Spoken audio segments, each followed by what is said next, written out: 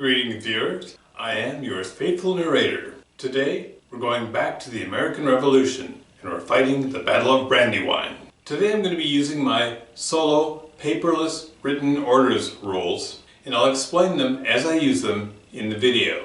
I'll also be trying out the new overlapping rules, which also work very well with my paperless written orders. Enough jibber jabber, let's go to the map. Now today I'm playing the historical version, which means that Cornwallis and Howe come in from the north. In the Brandywine scenario, there is no turn 1.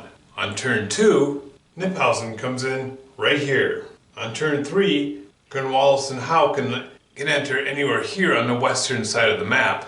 We're going to have them entering on turn 4 from the north. As fate would have it, Kniphausen is drawn first. He is going to try and delay. The more colonial commands that are drawn before he enters, the less they can react. But he fails. There, Kniphausen has arrived. Now when I'm playing solo, I play with all the labels up so I can keep track of what's going on. But I also know that the colonial player wouldn't know what any of these blocks were. The colonial player would not know that these were just detachments. Now with my paperless written orders rules, a command can move along a road in road column, however it needs to. So you see I've broken up the line here. Colonial troops do not adjust their position. We move to turn 3. It's late morning. Again, Kniphausen is drawn first. Again, he will attempt to delay. Another black result. Now all commands in the Brandywine scenario use the advantage die when they're attempting to alter turn order. This should be easy, yet he's failed twice. Again, I've kind of screwed up. Since he tried to alter turn order, he can't change his orders. In other words, he can't change the facing of these units. Therefore, they stay right there. The Continentals are content to hold their ground. It's working so far. Now we proceed to turn 4, midday. Cornwallis's chit is added to the pool.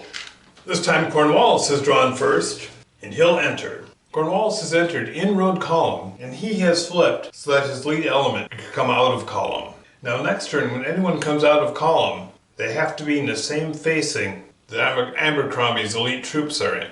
Unless he flips again next turn and changes orders again. Next is Washington. Washington flips to issue new orders. Nash and the artillery will hold their positions. But Maxwell and Armstrong's militia take up a position in the woods facing north. If anyone else in his command wants to move, they're going to have to end their move facing north. Now an exception to this is dragoons. They move independently. The dragoons move up to Battle Hill. They don't attack because Washington is out of command range. Green is drawn, and he flips his cube so he can position Whedon's troops facing north. Next, Kniphausen is drawn. He moves north of Quentin's Tavern and issues orders. The 71st and J. Grant attack across Brinton's Ford.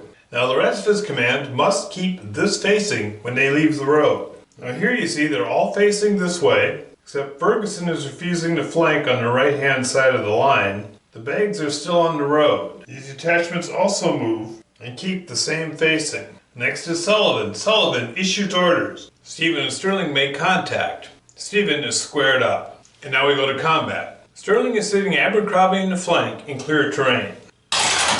They each do one hit. Abercrombie counts his blessings and falls back. Now Stevens attacked Von Donop. Von Donop is still in road column, but he has cover. So the advantage die is reduced to a regular die.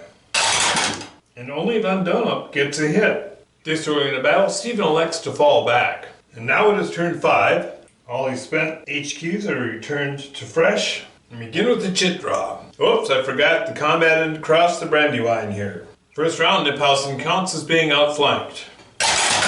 Both dice do maximum damage. That eliminates one British block, and the colonial block is driven back. The detachment falls back as well. Now it's turn 5, mid-afternoon. Kniphausen is drawn first, and his artillery fires on Knox's artillery, silencing it, but not eliminating it. Kniphausen presses ahead. Now Stern presses ahead, he moves in echelon, and comes into contact with the colonial artillery. Grant turns once for free, moves a third, spends a third because he has to end his turn facing the same direction, and he's done moving. Next, Washington is drawn. Again, he flips to change orders and positions Armstrong to overlap. If Maxwell moves, he has to end his move facing the same direction as Armstrong. He's going to hold his position. Next is Cornwallis. Cornwallis flips. He moves one block. Now this block shows the new direction the orders say he has to face.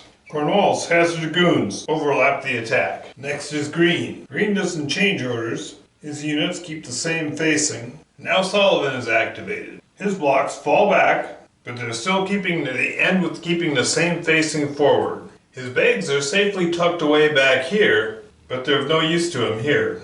Now we move to turn 5 combat. We'll start with Stern, who's in the unfortunate situation of being flanked.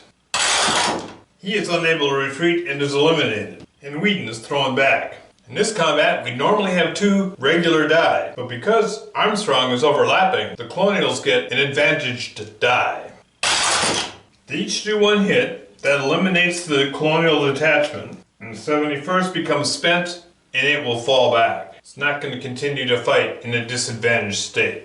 Turn 6, it's dinner time. Kniphausen is drawn first and his artillery fires on Washington's artillery, driving it back. Kniphausen's troops keep their facing, while the 71st dips below the hill. Although your facing has to be forward, remember that artillery can always pivot to fire. We're going to move Cornwallis out of the way here. Washington is going to issue new orders. Maxwell hits von Donop's Hessians, and this is the new facing that any units that moved in Washington's command have to face. Of course, the dragoons aren't limited by that, so they can do that flank attack, which pretty much spells doom for these dragoons. Green is drawn next. Now remember, his command is still facing the way this detachment is facing, so they will move thusly. Remember, Sullivan's orders are to face this way. Sullivan has been drawn, and he moves like that. And last, Cornwallis is drawn. His dragoons flee to safety, and that's his response. Still keeping the same frontage. We'll do combat again. Here we have a flank attack on the 71st. 71st takes a hit and retreats. Now the British decide the order of combat, and they're going to do this combat first. They both do 2 hits. Being that Sullivan had a disadvantage die, Cornwallis was betting on him doing worse. Now here, this actually was a British attack. Had Agnew still held that position, they both would have been overlapping and the overlaps would have cancelled out. But now, the British are attacking an opponent in cover, so they have the disadvantage die. The defender overlaps them, so they got a regular die, plus that goes up to an advantage die. With luck, they both do only 1 damage. They both are forced to retreat, and we move to the detachment of Jaegers, attacking a detachment of Sullivan's. Sullivan's detachment has cover.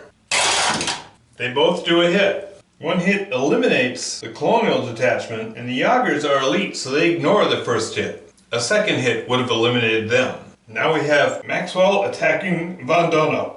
Now Maxwell has the militia overlapping, so he gets the advantage die. Maxwell only does 1 hit, which the Hessians ignore because they're elite. They do 2 hits on Maxwell. He's elite, so he merely becomes spent, and he's going to retreat. That completes all combats. Now we go to early evening. All the commands are flipped to the ready side. Sullivan is drawn first. His exhausted command is spent. He maintains his facing and refuses both his flanks. Cornwallis, in a bold move, drives on Sullivan's command. Remember, dragoons can face any way they want. Washington drives on Cornwallis's command. Remember, dragoons can face any way they want. Nash attacks and conforms to the defender's orientation, which means like that. Kniphausen issues new orders. Ferguson moves back but still must face the same direction. It may look a little odd, but in this case it's just showing that it's difficult to coordinate 2 different actions. However, the artillery opens up on the Colonials with an advantage die because they're firing at him from behind. And a 2 eliminates Muhlenberg because he cannot retreat. And now Green is drawn. Green issues new orders, has his troops facing towards Kniphausen's command. Now we've got the evening combat. Hoping to win here and get overlapping advantages, the British player says let's do this combat first. The Colonials have cover, so the British are disadvantaged. They push the Colonials back, but it costs them another unit. Von Donop needs all the help he can get. Now he's being flanked, so the Colonials get a red die, which is an advantage, and he gets a white die. But he's overlapping, which gives him an advantage. The British get a 3, the Colonials get a 2. Of the 2 hits, Von Donop absorbs one with his elite status and then flips to spent. This time the British get an advantage die because they're overlapping the colonial forces. Von Donop is pushed back into that combat and is eliminated. Here we have the militia on the dragoons. The dragoons can't run away because they're being flanked by more dragoons. The colonials do 2 on the dragoons. The dragoons absorb 1 because they're not elite. So they don't absorb any. They're eliminated. They're just a detachment. And now we've got this British attack. Ordinarily, they'd have a disadvantage die because they're firing, the colonials have cover, but they're overlapped. So the weak die becomes a regular die. The British do 2, the colonials do 1. One pushes, well, that's the Abercrombie. He doesn't get pushed back. He's elite. But the 2 on the colonials eliminate them. And I just discovered I couldn't do this attack because these Yagers are dragoons. Dragoons can't attack in the woods. Now it's turn 8, last turn. First drawn is Cornwallis. Howe attempts to delay for him. He fails. Now one thing that Cornwallis can't do is he can't move forward and attack with these guys and then flip and move other guys in a different direction. It doesn't work like that. The first unit you move either follows the current orders or you can issue new orders. But then they all have to follow the new orders. This puts Cornwallis in a pickle because he's got 2 commands coming at him from 2 different directions. Of course, Cornwallis is wondering what happened to Kniphausen. Cornwallis attacks like that. Kniphausen moves next. He issues new orders. Next, Green is drawn. And finally, Sullivan is drawn. Sullivan issues orders and changes facing. And that ends the game. No, wait, there's a combat right here. Grant is attacking Wayne, and he's doing so at a disadvantage because Wayne has him overlapped. Grant does no damage, Wayne does 1 damage, and Grant simply falls back because he's not going to fight at a disadvantage. There you have it, and it's a draw, which I would call an American victory. Or a little premature to call it an American, it's a continental victory. How did this happen? Well, you remember in the beginning, I moved all the way up here and stayed in column. That allowed Sullivan to do an early attack on me, and I never recovered. That was pretty intense. Good game.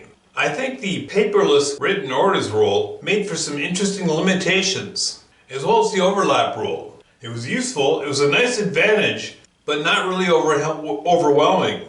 Usually where it came up is that the person that was overlapped didn't stay around for a second round of combat, which makes sense. Well, that was a lot of fun. Let me know what you think of paperless written orders and the overlap rule, and I really encourage you to give it a shot. Try it. See what you think. Thank you for watching. As always, hit like and subscribe.